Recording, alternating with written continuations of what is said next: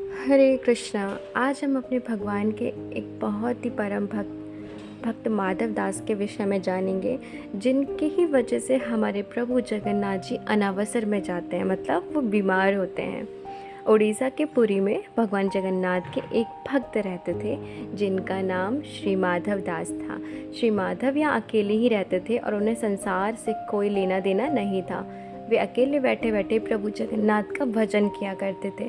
नित्य प्रति श्री जगन्नाथ प्रभु के दर्शन करते थे, उन्हीं को अपना सखा मानते थे और प्रभु के साथ खेलते थे। इतना ही नहीं, प्रभु भी अपने परम भक्त श्री माधव के साथ अनेक लीलाएं किया करते थे। प्रभु इनको चोरी करना भी सिखाते थे। भक्त माधव दास जी अपनी मस्ती में मग्न रहते थे। एक बार माधव दास जी को अतिसार मतलब उल्टी दस्त हो गया। वे इस रोग के कारण बहुत ही दुर्बल हो गए थे और वे उठने बैठने के लिए भी समर्थ नहीं थे। हालांकि अपनी क्षमता के अनुसार वे अपने सभी कार्य स्वयं ही करते थे और किसी भी अन्य व्यक्ति से मदद नहीं लेते थे। कोई कहे, महाराज जी हम आपकी सेवा कर दें, तो ऐसी दशा में उनको मना कर देते थे। कहते थे, मेरे तो एक जगन्नाथ ही हैं, वही मेरी रक्षा करेंगे। ऐसी दशा में जब उनका रोग बढ़ गया तो वे उठने बैठने में पूरी तरह से असमर्थ हो गए। तब श्री जगन्नाथ जी स्वयं सेवक बनकर इनके घर पहुँचे और माधव दास जी को कहा, हम आपकी सेवा कर दें। भक्तों के लिए आपने क्या नहीं किया, क्योंकि उनका रोग इतना बढ़ गया था कि उन्हें पता भी नहीं चलता था कि वे कब मल मूत्र त्याग देते थे, जिसकी वजह से उनके वस्त्र गंदे हो जाते थे।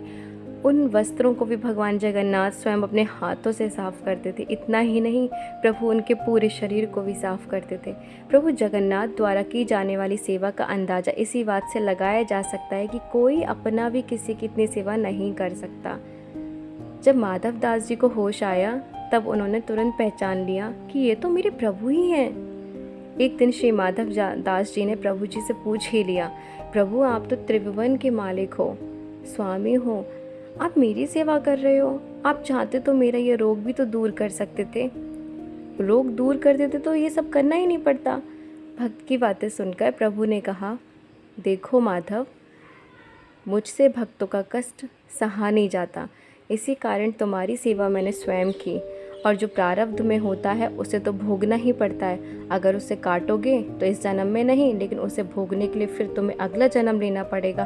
और मैं नहीं चाहता कि मेरे भक्त को जरा से प्रारब्ध के कारण फिर अगला जन्म लेना पड़े, इसलिए मैंने तुम्हारी सारी सेवाएं की। लेकिन अगर फिर भी तुम कह रहे हो तो भक्त की बात भी नहीं टाल सकता। प्रभु जगन्नाथ अपने भक्तों के सहायक बन उन्हें प्रारब्ध के दुखों से, कष्टों से सहज ही पार करा देते हैं। प्रभु ने अपने भक्त माधव से कहा, अब तुम्हारे प्रारब्ध में 15 दिन का रोग और बचा है, इसलिए 15 दिन का रोग मैं अपने ऊपर लेता हूँ। जिसके बाद प्रभु जगन्नाथ ने अपने भक्त माधव दास के बचे हुए 15 दिन का रोग स्वयं ले लिया। यही वजह है कि भगवान जगन्नाथ आज भी बीमार होते हैं। ये तो हो गई उस समय की बात, लेकिन भक्त वत्सलता देखिए, भगवान जगन्नाथ को आज भी साल में एक बार स्नान कराया जाता है, जिसे स्नान यात्रा कहते हैं। स्नान यात्रा करने के बाद हर साल 15 दिन के लिए जगन्नाथ भगवान आज भी बीमार पड़ते हैं। इस दौरान पुरी में स्थित प्रभु जगन्नाथ का मंदिर 15 दिन के लिए बंद कर दिया जाता है और उस दिन से ही भगवान की रसोई भी बंद कर दी जाती है। वैसे तो वो कभी बंद नहीं होती, क्योंकि भगवान की इस अवस्था के दौरान उन्हें 56 भोग नहीं खिलाया जाता। इस समय उन्हें 15 दिन तक आयुर्वेदिक काढ़े का ही भोग लगाया जाता है। जगन्नाथ धाम मंदिर में तो भगवान की बीमारी की जांच करने के लिए हर दिन वैद्य भी आते हैं। काढ़े के अलावा प्रभु को फलों का रस भी दिया जाता है। बीमारी के दौरान उन्हें फलों का रस, छेना का भोग लगाया जाता है और रात में सोने से पहले मीठा दूध अर्पित किया जाता है। भगवान जगन्नाथ बीमार होने के साथ 15 दिन तक आराम करते हैं। आराम के 15 दिन तक मंदिरों के कपाट भी बंद कर दिए जाते हैं और उनकी सेवा की जाती है, ताकि वे जल्द से जल्द ठीक हो जाएं। जिस दिन वे पूरी तरह से ठीक होते हैं उसी दिन प्रभु जगन्नाथ की यात्रा निकाली जाती है और इसी यात्रा को कहते हैं जगन्नाथ रथ यात्रा, जिसमें भगवान जगन्नाथ अपनी बहन और भाई के साथ अपने भक्तों को दर्शन देने के लिए निकलते हैं। जय जगन्नाथ। अगर आपको ये कथा अच्छी लगी हो तो please like, share and subscribe.